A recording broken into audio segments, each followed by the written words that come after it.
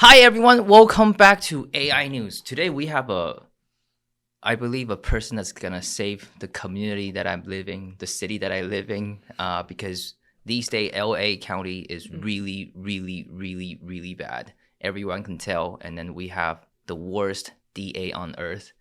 And then today we have a person that in this election cycle, he have the potential to replace him and make our community safe again. And so it's my honor to welcome Mr. David Melton. Hi. Good morning, ladies and gentlemen. Thank you for inviting me to participate in your program this morning. Yeah. Hi, David.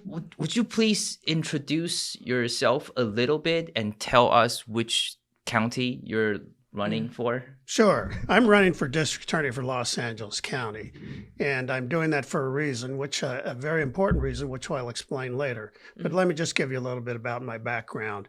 I've been a lawyer for 45 years. 36 of those years were in public service.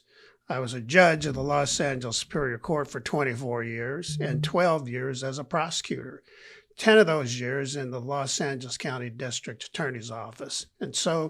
And I've handled some of the most difficult cases that you could handle in any jurisdiction in the United States, state or federal. There is no other candidate in this race that has that more experience than I do. And let me give you a little more background there.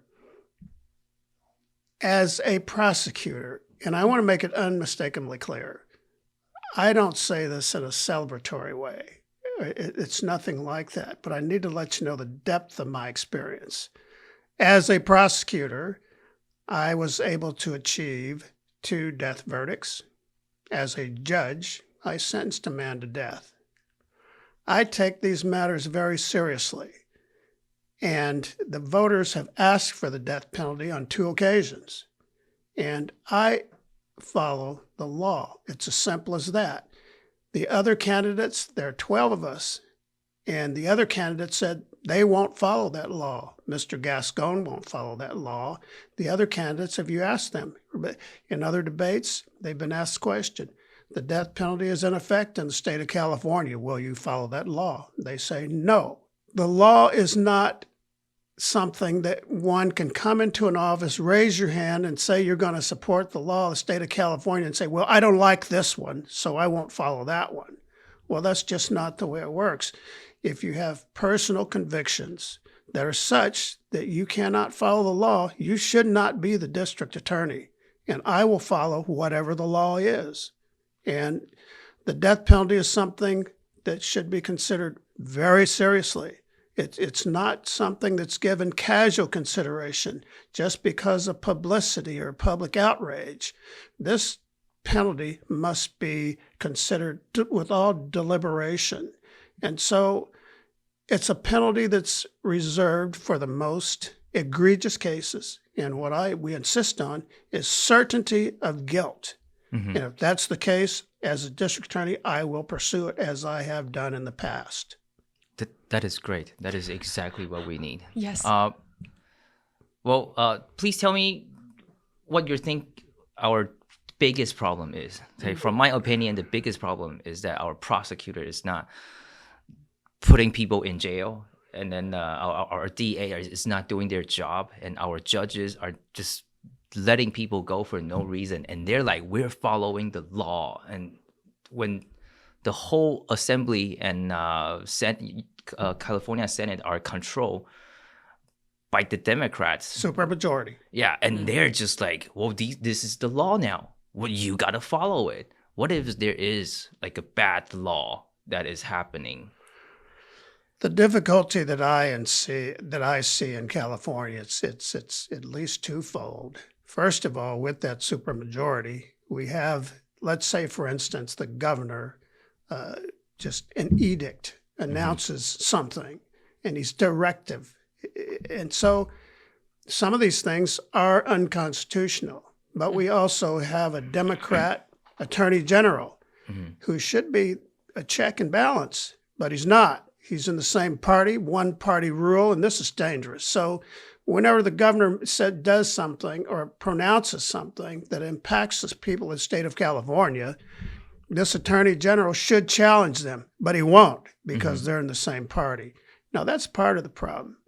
Now, here's the part that concerns me and is more relevant to my responsibility as the district attorney for Los Angeles County if I become the district attorney. When I become well, thank you very much. I appreciate that, the confidence. But here's what's going on here.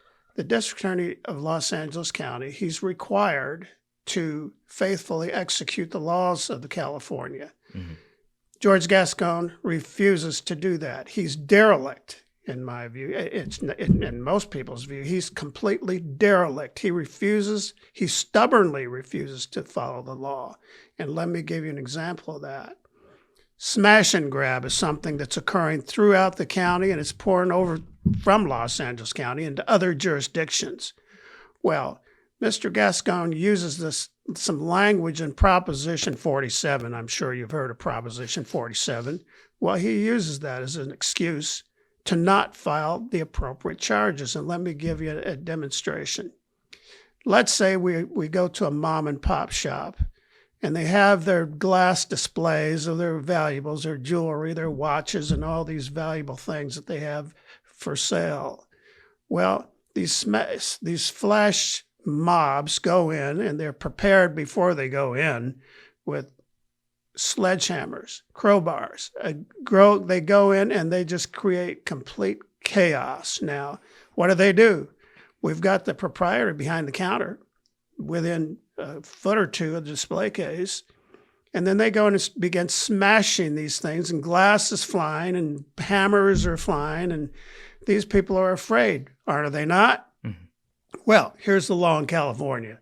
The law says if you enter into any establishment, whether residential or commercial, and you have the intent to steal something of any value, you're responsible for at least a felony burglary. And if force or fear is used, it's a robbery, a more serious offense. Now, in the example I gave you, the smashing of the case where the people they're jumping back and afraid. Are they not afraid during that time? You've used force or fear. Is that right? The perpetrators have used force or fear. That should be straight out robbery, a serious felony, and they should be arrested right on the spot. But Mr. Gascon refuses to do that. He uses this language in Prop 47 to circumvent that law and say, well, it's less than $950, and so I'm not going to charge them with the real charge of robbery. This is completely offensive, and it's against the interest of the citizens of Los Angeles County. That's one instance. I can give you many. Yeah. Let me tell you a little bit. Another thing that's so offensive to me.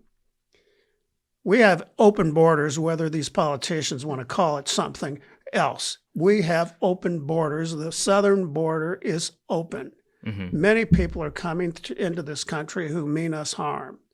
Now, here's the policy in the Los Angeles County District Attorney's Office.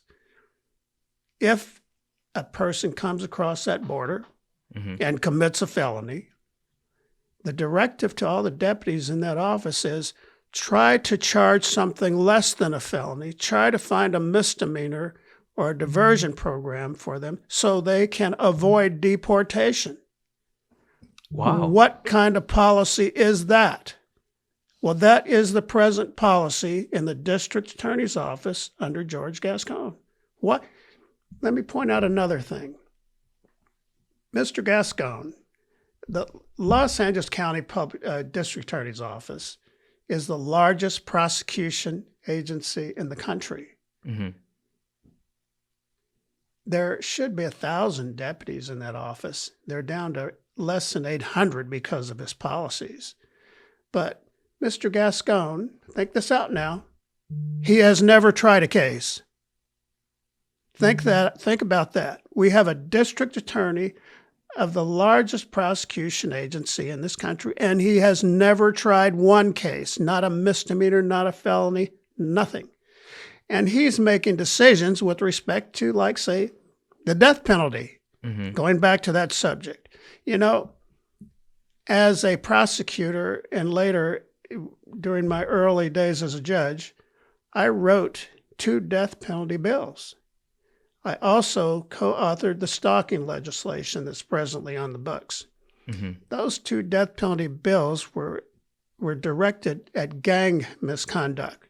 One was driving or shooting from a motor vehicle causing death, and the other shooting into an inhabited dwelling causing death.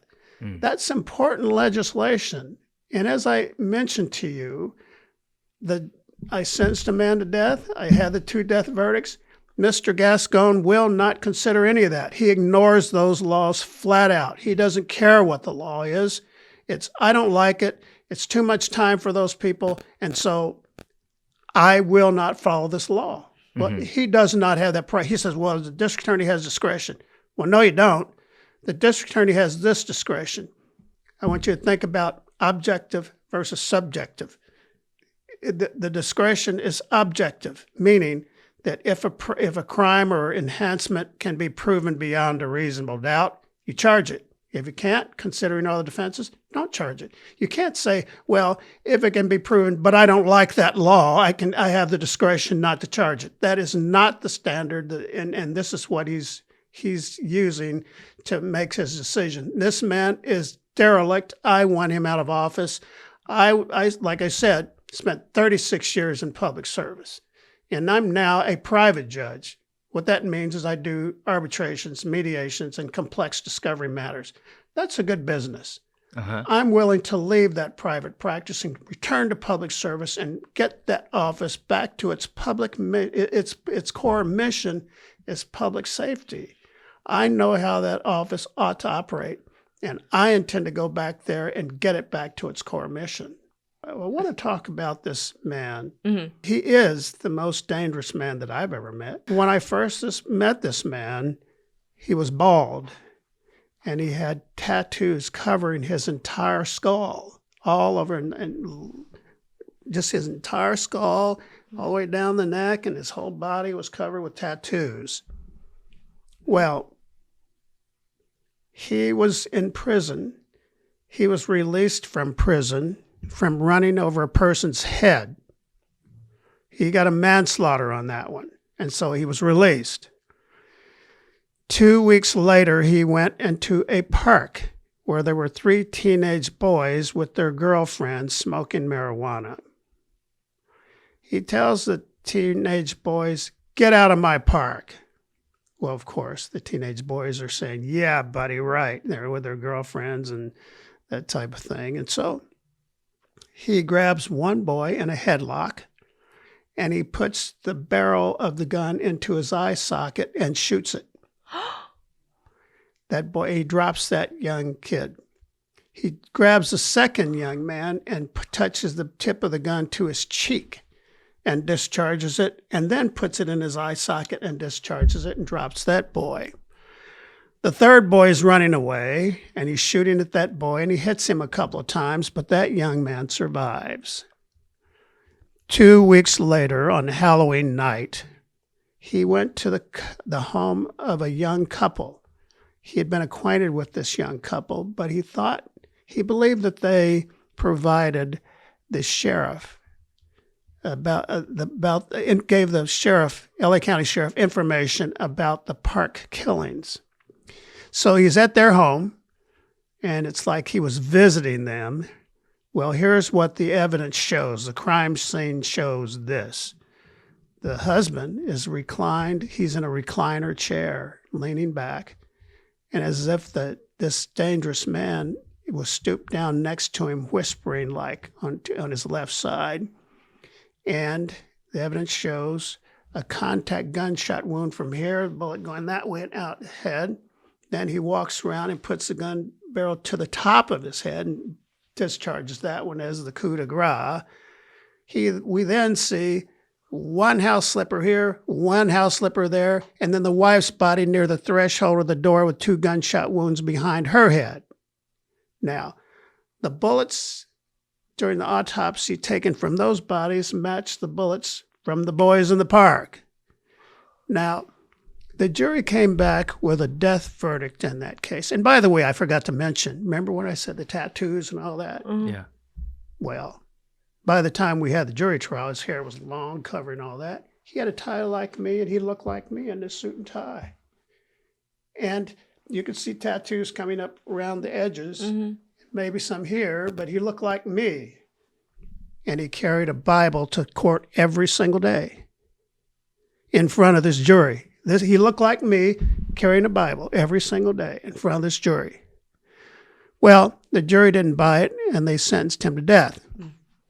Off to prison he goes. He then launches years of appeals.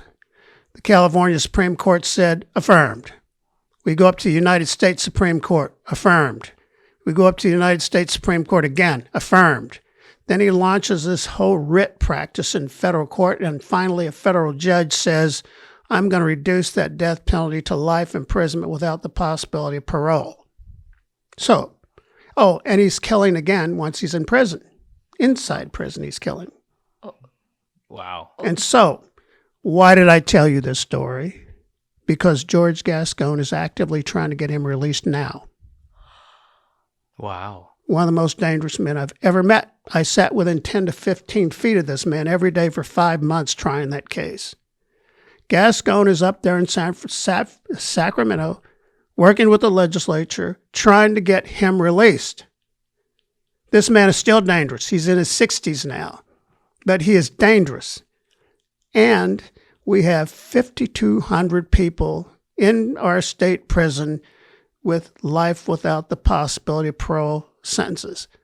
Most people don't even know what that means. Well, let me give you an example. If you do a first-degree murder, you get 25 to life. You are out within about 16 or 17 years. To get life without parole means you either had a death penalty sentence before or you had such egregious case that you will stay in prison for life, meaning life. Well, the 5,200 in state prison now, Gascon's trying to get them all released after they've served at least 20 years. So the guy that I convicted back in 1987, the most dangerous man, he will have served 20 years in 2007.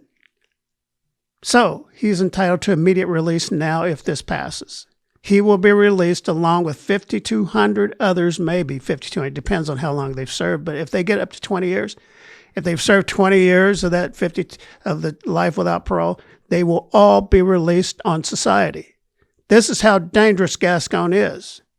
Now, you're probably wondering, well, why would he do that? That was my next question. I was like, what are their goals to do all that? It's this. Think about what's the movement in this entire country.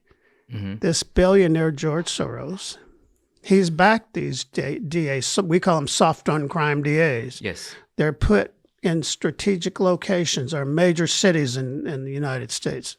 Look at who's in New York City. Alvin Bragg. How about Chicago and Philadelphia and Atlanta and San Francisco and now Los Angeles? Let's look at this whole calculus here. We have open borders. You agree with that? Yes. Yes. We've got DAs across the country in major cities releasing these dangerous people into society. You agree with that? Yes. Yeah. We have a movement to disband our police departments. Do you agree with that? Yes. And we have a movement to take the citizens' ability to protect themselves by removing their firearms. Do you agree with that? Yes. What does all that mean? They're trying to make us weak so we cannot protect ourselves. They're trying to destroy this country from within. That's exactly right. You know, Abraham Lincoln said that. He says, forces on the outside probably won't be able to destroy the United States, but there will be forces from within that can destroy this country. Benjamin Franklin, he said, as he walked out of Constitutional Hall, he said, we have a constitutional republic. But then he quipped, if we can keep it.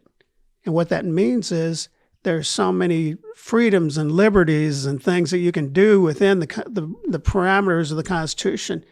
People who mean malice to us can take it away. Yes. And this is what we're seeing. I mean, it's just foretelling 250 years later, this is what we're seeing right now.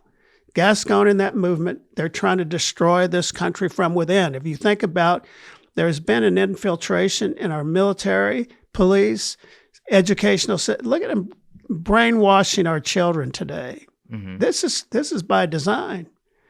Think about that. Our economic institutions, all of the American institutions have been infiltrated by this movement, and we are at great risk. And as the district attorney of Los Angeles County, I can only say that I will do my best to try to protect the citizens of Los Angeles County. I'm the only Republican in this race, and I will not change it to try to get Democrat votes like Hochman and Tommy and those guys have done, changing their registration. I will be transparent with the citizens. They know I'm Republican. There's nothing to be ashamed extreme about it. I'm not extreme. I'm what's about following the law and being reasonable and doing the appropriate things under the circumstances. I was raised in the 60s in Indiana in a Judeo-Christian family. So I have those values right there, right? And so we were a military family. My dad was a Marine. My brother was a Marine. He got hit in Vietnam. I was expected to be a Marine, but my brother got hit in Vietnam, so I didn't go. I joined the reserves for 6 years. And my other brothers were Navy and Air Force, and we were Army as well. So we occupied we were patriotic. And in the 60s in Indiana, way before you were born, our country was racially tense. Mm-hmm. But those things, probably I was mad at the time, but, I was required to go to church 3 to 4 times a week. Didn't want to go, but I went. And so it added value to me and character to me. So those combined things, being in that Judeo-Christian family, coupled with those indignities I suffered in the 60s along with others, that was just the climate of the country at the time, they made me a strong person. But more importantly, they made me a person who does not suffer or tolerate injustice. Mm-hmm. And so I don't like that. Mm-hmm. So if you go to my website, miltonforda.com, you'll see, number 1, hate crimes. Why is hate crimes on there? What does that mean? It means that any crime committed against any person or their property based just solely on their race, religion, or gender, you should get 3 more years in state prison for that, but Gascon won't file those.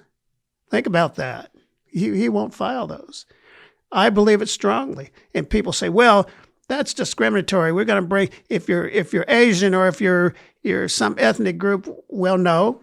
If you're white and someone it does something to you because you're white, we're gonna that should apply. That enhancement should apply. Yeah. Any conduct where it's based on someone's race, religion, or gender, that enhancement should apply, and I'm sensitive to that. I'm the only candidate who will stand with Israel. Mm-hmm. I believe in self-defense. The other candidates will not publicly state that. Now think about October 7th. Mm-hmm. Since that Hamas thing, every person, every species has a right to defend him or herself and her family and friends. You have a right. That's a survival instinct, right? Yeah. Universal. Mm-hmm. You should be able to defend yourself, and not only defend yourself, but you're entitled, this is California law here, you're entitled to pursue your attacker until that attacker is no longer a threat. Yeah. I stand with that. That's a basic principle, and these other candidates refuse to state that publicly. I will. So those are the things you can count on me. I won't change my registration. I'm certainly transparent. I won't change my registration. I'm proud to be a Republican, and there's nothing extreme about me. I will follow the law, and I stand with Israel. You can count on me to do the right thing every single time. I will not mislead you. And this is what I'm about. What an amazing guy. Yes. So this surprising. I mean, we need person like you. Yeah. I live in California for 20-some years. I'm 40 years old. 38. You look like your 20s. Oh, okay. I'm 38 years old. And you look 16 or 17. Really? Yes. Oh, thou shalt not lie, okay? She looks like my mom, okay? Well, and California, at least Los Angeles, has changed dramatically. It has. When I was 8th grade, there was this 3-strike law. Everyone was afraid of break the law. Yes. And now look at it. I live in Arcadia, and people just went in there and grab things from Sephora and everything. In the mall. I live in Pasadena, not far from that mall. I remember that happening a couple of months ago. Just go right into Arcadia Mall. Yeah, and the Black Lives Matter movement, they just walk down the street. That's all sham. All that's sham. Antifa, Black Lives, all that's a scam to enrich people who are behind it. If you look at who's involved, they aren't even black people. Yes. That's correct. They're all white they're making with themselves, blue hair. Yeah, they're making themselves wealthy. They're getting contributions and making themselves wealthy. That's what that's about. Yeah, and there's one more question I want to ask. Our state, our politician, they are not, a lot of what they're doing are actually against our, no matter the state constitution or the federal constitution. Yes. For example, we noticed that Governor Newsom, when he do the inauguration, he didn't finish his oath. He kept 2/3 of the part of his oath out. So he's not supposed to be the governor. Interesting observation there. Yeah. He didn't fulfill his duty. So all of it there should be a prosecution filed against him. Is there anything we can do if our politicians, our power-grabbing people are doing something against the law? Is there anything we can do? Well, in the instance you gave me, the failure to take that oath, which he apparently, I did not see that and I was unaware of that, but if that's in fact the case, the only remedy in a case like that would be to vote him out of office. Because first of all, you have like I said, an attorney general who won't do his job because of the party politics. He won't do his job. Bob Bonta won't do his job. He'll never challenge Newsom. Whatever Newsom, he'll just go along with it. Bob Bonta just want to take my guns. I just read the news every day. It's like, attack against the Second Amendment. Bob Bonta's going to take your guns. Right. Think about that. And now, I'm not a radical. Think about this. If you take away people's guns, who's going to have guns? Criminals. The law-abiding citizen won't have the guns. They're going to comply with the law. So don't you think you should be able to, if you want, to have a firearm in your home to protect your family? Mm-hmm. Yes, most people believe that, and you're entitled to that. Under no circumstances do I want a situation where people should be able to go out in the streets and outgun the police, right? That's dangerous. No one should be able to have grenade launchers out in public and just a flat-out war, right? Yeah. Reasonableness is key here. And like my son, a former Beverly Hills police officer, he was injured on duty and he's no longer able to serve as a policeman. And so I have a lot of family and friends as police officers. They've retired now, but we should back them. You've got bad apples in every group, whether it's judges, politicians, policemen, but that's not the majority of the men and women out there protecting us. They're our first line to protect us, right? And so we got to back them. And these mayors in these sanctuary cities and woke cities won't back their police officers. This is what we're seeing in Los Angeles. I think that's one reason why the chief has stepped down. He couldn't deal with that anymore. It's just hard to trust the police these days from what they're doing. For example, the shooting in Uvalde high school, the police, the guy is in there with his AR-15 shooting kids. Yes. And the police are out there arresting parents who try to go in and save their kids. Yes. And I actually have a lot of cop friends. Yes. And they're just saying that the morale is extremely low. Everyone just want to do traffic stop. Whenever see a robbery or anything, they come in. If the guy attack you, if you shoot him, if you use force on force, you're going to get clipped and you're going to get in trouble. So no one wants to enforce the law. Law enforcement, no one's enforcing it. Yes. So, and that's all because of these politicians and their policies. They refuse to do it. is there anything we as ordinary citizens can do while they're trying to take away my gun? My magazine only holds 10 rounds. Yeah. I have one of those automatic rifles. I have a couple. As a matter of fact, I was a gun collector. As a matter of fact, I can be your best friend. And I've carried a firearm for 35 years, CCW permit for 35 years or more. Mm-hmm. And I believe that. And so I don't know if I mentioned, I used to be the chief assistant prosecutor in Indianapolis. Mm-hmm. There, you can, if you have no criminal history and you don't have any mental deficits, you just go pay your fine, your fee of $100 or so, and prepare your application, submit it, and you have a CCW permit. Now, in Indiana, the crime rate is much, much lower than in California, where the ordinary citizen cannot get a CCW permit in Los Angeles County. Mm-hmm. Other counties, it's easier. But in Los Angeles County, let's say you're a merchant or you're going to your ATM. If the person who is about to or thinking about robbing you of your receipts or something thinks, well, that person might have a CCW permit, may be armed, he thinks about that. Mm-hmm. Indiana, you just don't have that kind of a problem. Mm-hmm. If you went to my website and saw, I had the ATM robberies. There was one guy was that an ATM robbery? People just thrust a knife into your chest and they know you can't do anything about it, right? And that person's dead.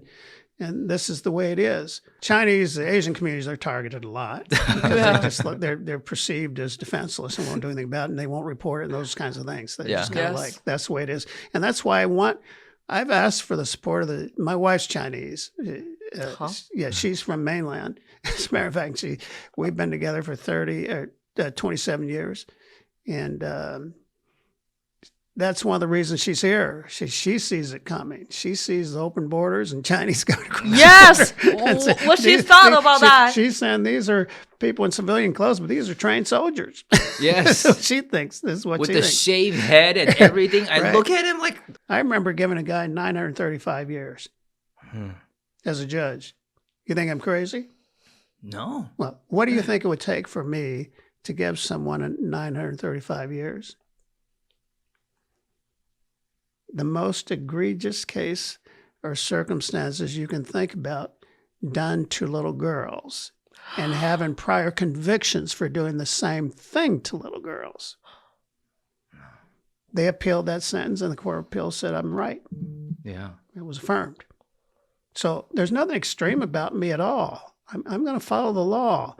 Whatever the law says, I'm going to do it. You know, I like to give this little story about Matthew McConaughey. Do you guys know actor Matthew McConaughey? Yes. All right.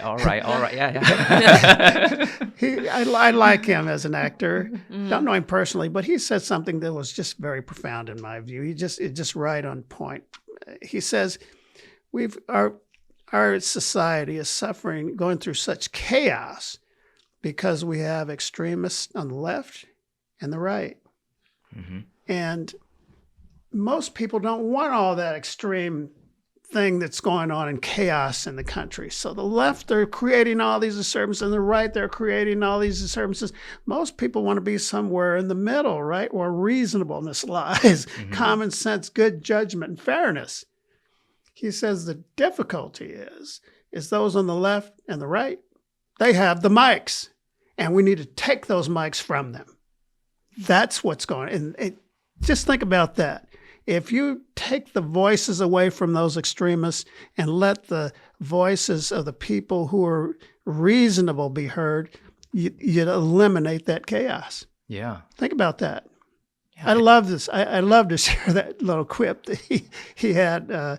I think I heard that several months ago, and I just enjoy sharing that with listeners. Thank you so much for your time. And we've definitely learned a lot about you. Yeah. I will definitely vote for you. So are all my viewers. And please save our state. Your vote matter. Please talk to your voter.